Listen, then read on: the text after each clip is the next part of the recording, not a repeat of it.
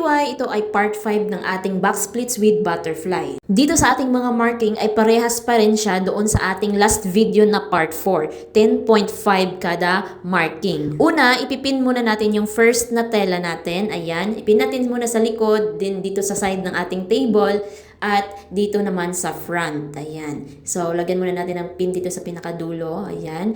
So, gagawa tayo dito ng single pleats sa gitna ng 10.5 na space size yung marking natin. Sa center niya, doon tayo gagawa ng single pleats. So, yung size ng single pleats ay same doon sa marking natin na 10.5. Para hindi na kayo mahirapan mag-measure sa ruler, dapat nakamarking muna yung table nyo bago kayo gagawa ng mga pleatses para mas mabilis yung paggawa nyo ng mga single pleats. Pagkatapos natin magawa yung single pleats, ayan.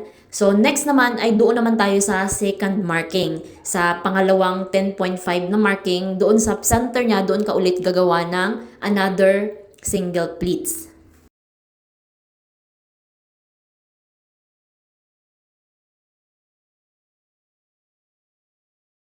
At ito na yung magiging itsura niya, ayan. So, nakagawa tayo ng 7 pleats sa ating front table. So, next naman, i-insert na natin yung pangalawang kulay na tela natin. Pagkatapos, ay gagawa ulit tayo dito ng single pleat sa pangalawang tela natin. So, ididikit lang natin siya doon sa unang pleats na ginawa natin. So, dito, hindi na sila magkaparehas ng pleat size. So, magdadagdag tayo ng 3 inches sa size niya. So, sa unang pleats natin ay 10.5. So, magdadagdag lang tayo ng 3 inches sa pangalawang tela natin. Sa unang set natin ay nagdagdag tayo ng 3 inches. Dito naman sa pangalawang set natin ay magdagdag ulit tayo ng 3 inches. Kanina ay 13 inches, ngayon dagdagan natin ng 3 inches, so magiging 16 inches na siya. Ganon din dito sa ating pang third set ay magdagdag ulit tayo ng another 3 inches. So magiging 19 inches na yung magiging size ng ating pleats. Sa center naman, another 3 inches naman ang idadagdag natin. So, magiging 21 inches na yung sa center size ng ating pleats. Dahil pa V-shape design yung gagawin natin, so hanggang center lang tayo mag-add ng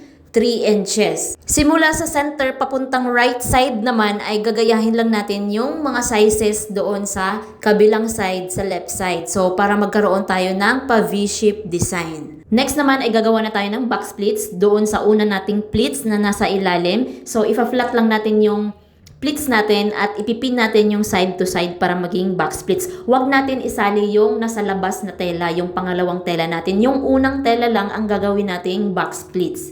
So, dapat nakalaylay lang yung pangalawang tela natin. Next naman ay gagawin na natin yung pa-butterfly design natin. So, i-fold lang natin yung sa gitna ng tela. So, hanapin mo yung center niya. Then, i-fold natin simula sa baba, paakyat sa may center. Din, lagyan ng pins. I-double pin natin para hindi siya agad natatanggal. Para matibay yung pagka-pin natin. Ayusin mo na yung nasa ilalim na tela. Then, yung pa-butterfly natin para mas maganda tignan. So, continue lang natin yung paggawa ng mga pa-butterfly design. So, makikita nyo sa center ay sobrang baba at yung kasunod naman ay umaakyat siya ng konti. So, dahil nga pa V-shape yung design natin, paangat na paangat din yung pa-butterfly design natin. Kailangan talaga naka-measure yung mga pleatses natin para pantay yung left and right side natin. At ito na yung magiging itsura niya sa ating part 5 box pleats with butterfly design. So, sa mga hindi pa nakanood ng ating part 1 hanggang 4, so panoorin nyo lang sa ating YouTube channel, naka-upload na yan. Pwede mo rin siyang dagdagan ng rose fold on top or yung mga floral flower na nakalagay sa